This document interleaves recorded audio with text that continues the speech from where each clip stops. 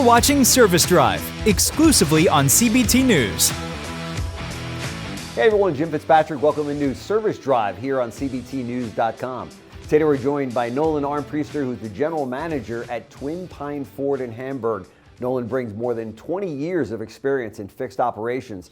So we're diving into the latest trends in service parts, technician retention, which is obviously a concern of many dealers, and everything impacting fixed operations performance today. And so Nolan, first and foremost, congratulations on the promotion to general manager.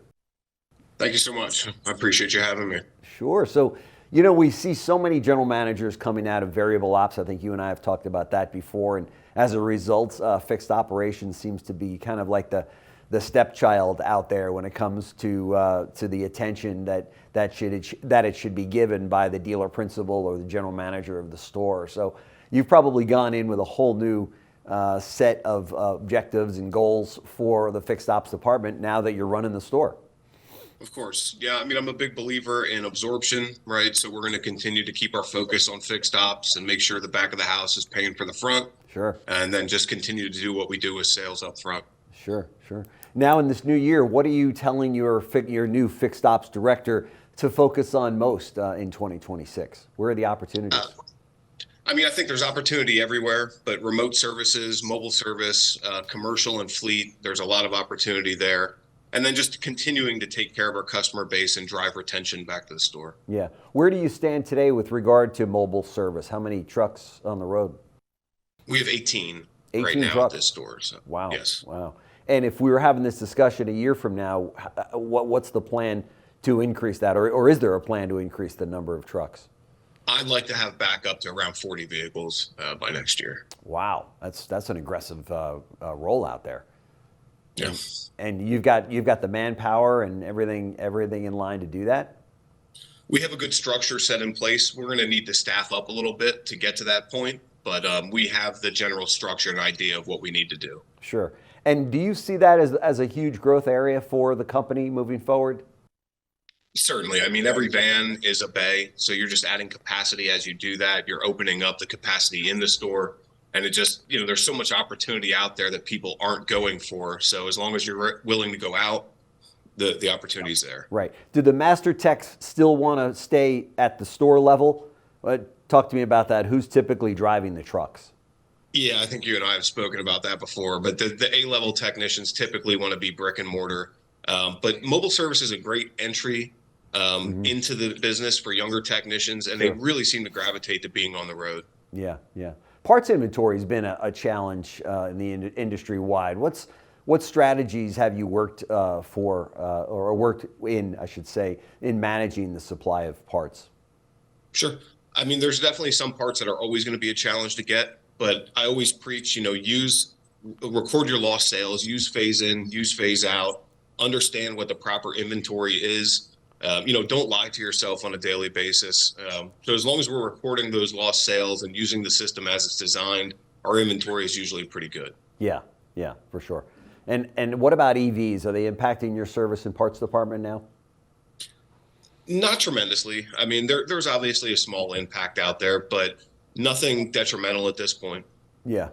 And with more than 2 decades in fixed ops, which is a pretty long time, what role does parts marketing play in overall fixed ops growth? I mean, there's some companies out there that I've worked with that have just kicked it in terms of the parts department, and they ship parts everywhere. I mean, is that a goal of yours? I think so. And I think, you have to be able to have your parts inventory syndicated across multiple platforms. Revolution Parts is a great company that we work with, and they syndicate our inventory on eBay and Amazon, as well as an online store. And like you said, as long as you're willing to ship it, we can send parts anywhere. Yeah, for sure. So what's on your to-do list to make things different at the store this year? We want to set the tone with customers. We want to kind of give people a better experience than the typical dealership. Mm-hmm. We want to treat them as guests instead of customers, and we want to continue to drive growth on the road with remote services such as pickup and delivery and mobile service. Nolan, where are you finding today's technicians? Obviously, every dealership needs good technicians. Where do you get them? Sure.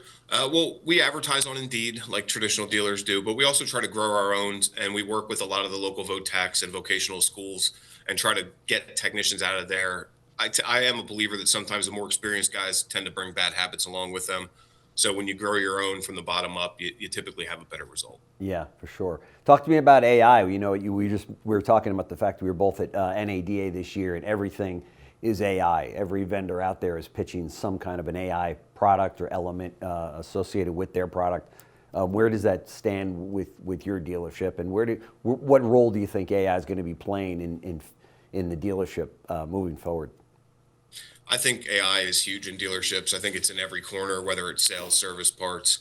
We use it for reception very heavily, but there is a lot of other components such as recall mining and other elements to fixed operations, production management that AI really can play a big part in to help you through your day. Yeah. Are you using it now in fixed ops for outgoing or incoming calls or incoming service appointments, things like that?